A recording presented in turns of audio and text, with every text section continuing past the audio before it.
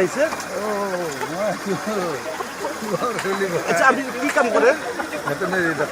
এই যে veterinary doctor, এই এখন ভেটেনারি ডাক্তার আহিছে আপনার আমার হাজো বরচলি 1 নম্বর ভেলকার কোম্পানী হেৰিৰ পৰাই কৈ আছে আপুনি এইটো অঞ্চলতে ডাক্তাৰ কৰে আপোনাৰ আমাৰ পৌৰ বিভাগৰ মানে ডাক্তাৰ আপুনি ভাল আপোনাৰ সহায় কৰি আছে।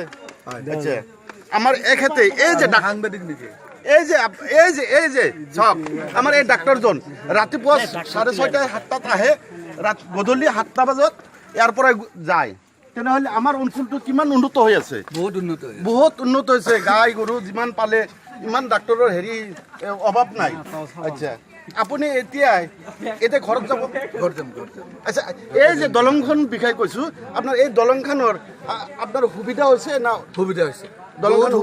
এই দলংখন কেনেকৈ দিছে আমাৰ এই হেৰি? ৰাইজে দিছে পইচা তুলি পেলাই। আচ্ছা ৰাইজে দিছে।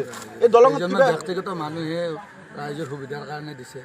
ধন্যবাদ ধন্যবাদ। এই যে আপোনাৰ তাৰপৰা যে কিবা 10-20 টকা লগাইছে কিবা আপুনি খুব মানে টান পাইছে না ভাল পাইছে? ভাল হৈছে ভাল হৈছে, নহ'লে মই ইয়াতে ৰাতি যাব নোৱাৰিলোঁ হয়, গৰু চিকিৎসা কৰিব নোৱাৰিলোঁ হয়। আচ্ছা আচ্ছা আচ্ছা সেইটো মানে এতিয়া মই ৰাতি 12টাতো আহিব পাৰোঁ, 12টাতো যাব পাৰোঁ। আচ্ছা আপোনাৰ ঘৰ ক'ত? বৰ্ণি।